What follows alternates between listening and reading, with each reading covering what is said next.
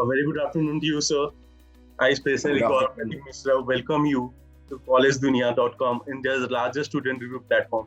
It will be our honor to have you with us, sir. Thank you so much, sir. Thank, Thank you, thank sir. you. So first of all, we'd like to know about how being a teacher, being a faculty, how your journey so far, sir. I have started my journey as a teacher in 1995. Yes, sir. So it's a long journey. I joined this university at the age of 29, and I'm 54 now. So that's my journey, and I have been teaching from the very first batch of MBA students of Tezpur University.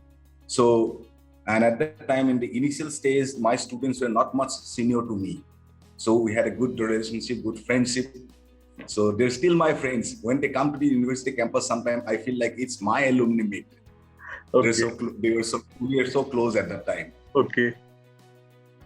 So, sir, we can know what books have you published. So, do you have? I have published one book in Assamese Okay. on microeconomics. Okay. My father was an economist, so I also studied economics. Okay. So when after, it was first published by my father only. Then Okay. when he expired, so I took up the job of reviewing the book, updating the book year-wise. Yes, Then I sir. have published two edited books on sustainable tourism. Generally, at the present time, I concentrate my research work on tourism. Though I do other research works too on advertising, marketing, etc. I generally concentrate more on tourism. I'm more into sustainable tourism. So I have published two edited books on sustainable tourism. Okay. So, sir, coming to our interview, so the first thing I would like to being the faculty of Tezpur University, and of course the HOD of Business Administration. So, what are your roles and responsibilities for the students, sir? See, it is the students' responsibility lies not only with the HOD but all the faculty members. Fine. But I have the responsibility of looking after that they are not facing any administrative problems. There are many administrative problems the students face, not only administrative, even academic problems. Sometimes they hesitate to approach a particular faculty member. Then my role comes in to facilitate that process of mixing up with the faculty member or requesting the faculty member that you have to do this and helping them in their administrative works.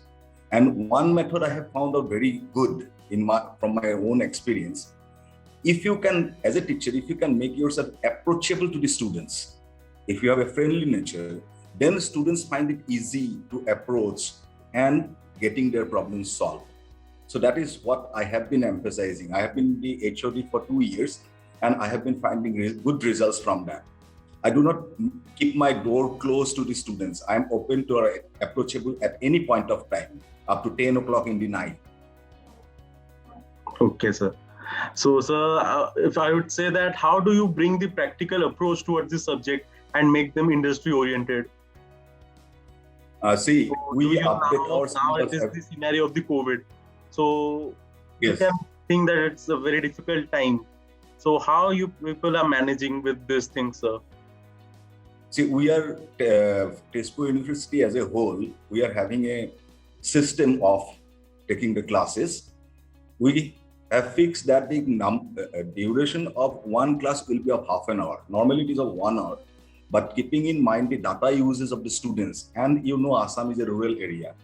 Connectivity is not good at all the places. Guwahati, Tezpur, this is fine, but places like Lakhimpur, Dhemaji, Borpeta, there the network, they have network problems. So what we have done that we'll have half an hour classes. Suppose say a particular paper having 3 credits, they will have 3 half-an-hour classes a week. And out of these 3 half-an-hour classes, 2 will be video uploads. That means we will record. We are using a particular software called Screencast-O-Matic. There you can have the presentation class yourself. We record the class of a duration of half an hour and we upload it in Google Classroom, so that whenever they find the network, they can go through the uploads. And the third class will come live. Even when we come live, we record the class and upload it, so that if someone had network issues or some other problems during that time, they can go through the recorded live class. So that is what we are doing. And if you are talking about developing skills among the students, generally pre-COVID time, we had many workshops. We have a number of workshops for the students. One is on Excel, then one is on Six Sigma, one is on that personality development program, Dale Carnegie Personality Development Program, then one workshop on business simulation modeling. So we have different workshops, not only academic, but also grooming workshops for the students. So some of these, suppose say the Excel and one or two, we could run online, but Dale Carnegie's personality development program, we could not run it online. So last year we could not hold it. So let's see if situation improves, we'll start with those programs again. And one thing more, we take our students to foreign excursions to visit foreign industries. Apart from visiting industries in the Northeast or in India, we take them for visiting foreign industries like Malaysia, Singapore, Dubai. We take the students, we make different groups. We don't take all the students to all the places, but we make different groups and we take one group to one particular destination. So that we have been practicing that for the last 5 years, except last year we could not take them. So this has been helping the students a lot because they get foreign exposure. Okay, so basically, sir, we can say that. So, what are your key challenges now you are facing in suppose of the higher education, sir?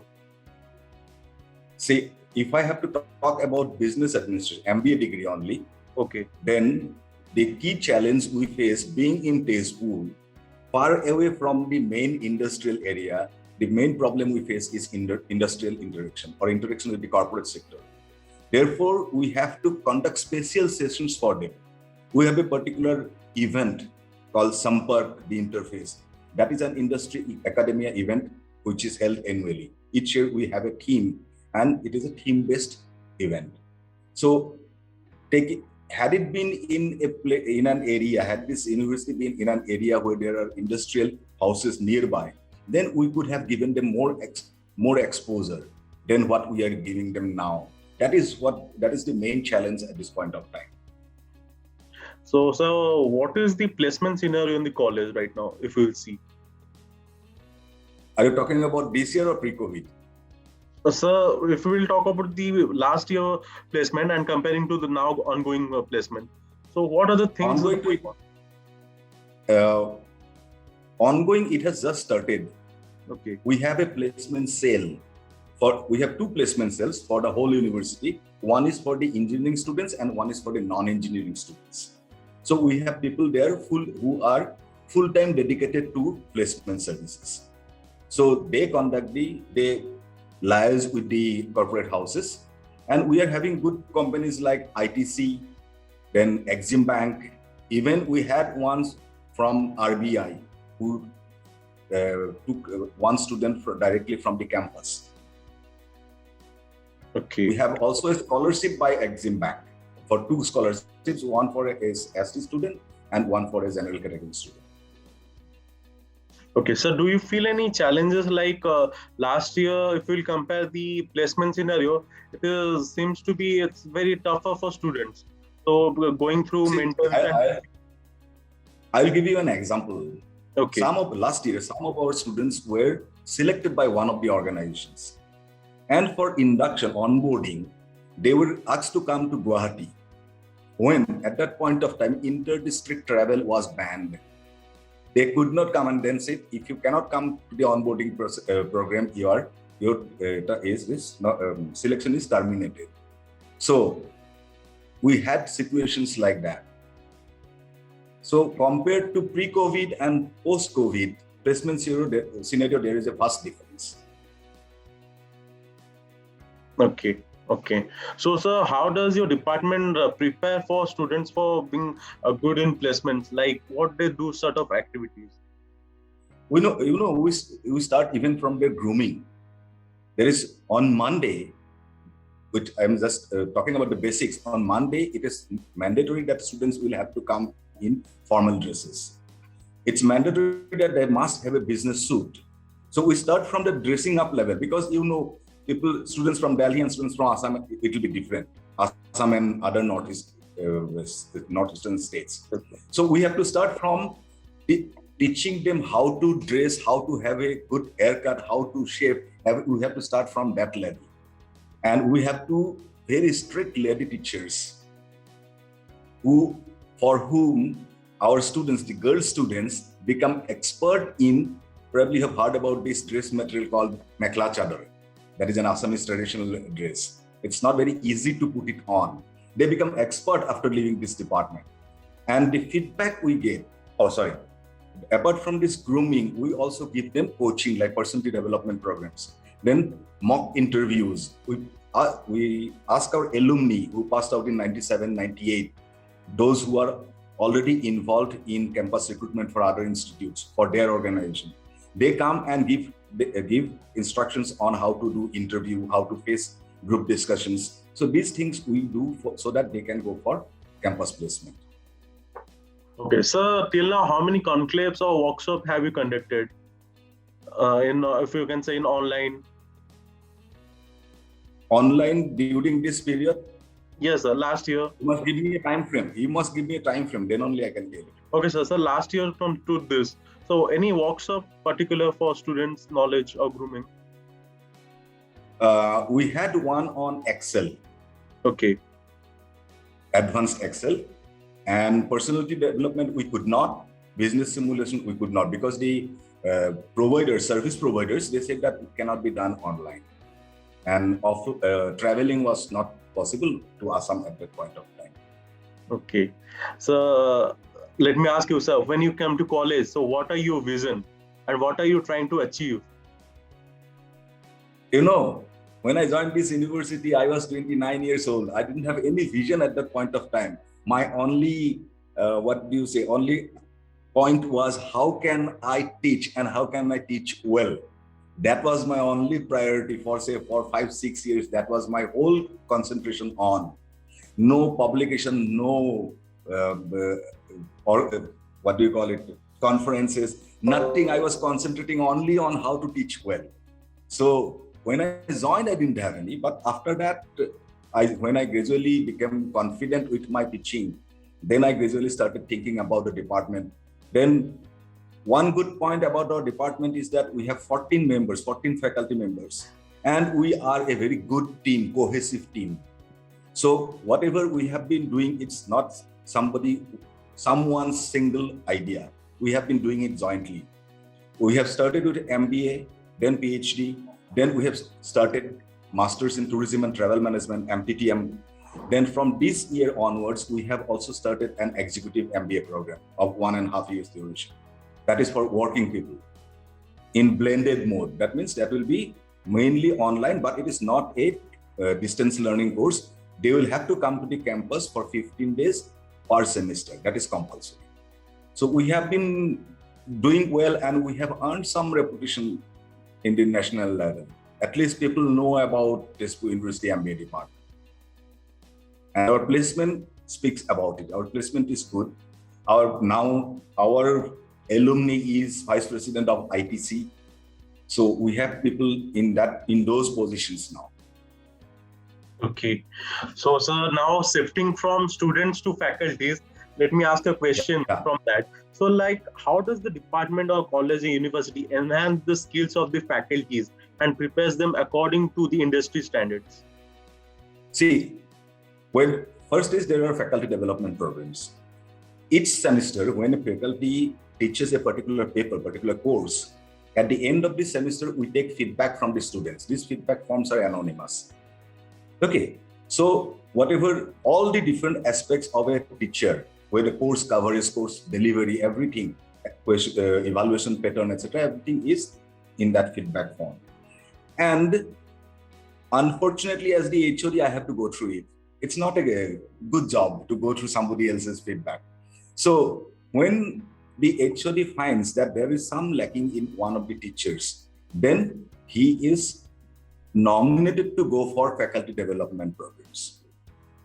Okay, whatever skills, or if there is a problem in his evaluation, in his or her evaluation, then special training programs are organized for all these faculty members. Say 1-day workshop on question paper setting, one-day workshop on evaluation. So these are done for the development of the faculty members so that they can impart good quality education to the students to make them industry ready. Okay. So if you know how many faculties are there, the faculty strength we will talk about for each department. 14. Okay. Yeah. Okay. At present, 13, one is in deputation. Okay. So, sir, if we'll talk about like what are the interventions and approaches bring in part of the curriculum to teach the students apart from the trainings? No, we have, suppose if some students are finding it difficult that they are not being able to follow, then there are extra classes for them.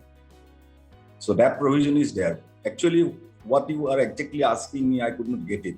Sir, I'm asking that, sir, apart from the intervention and approaches, like from the curriculum, if you will teach them, so being an extraordinary student to make them industry oriented.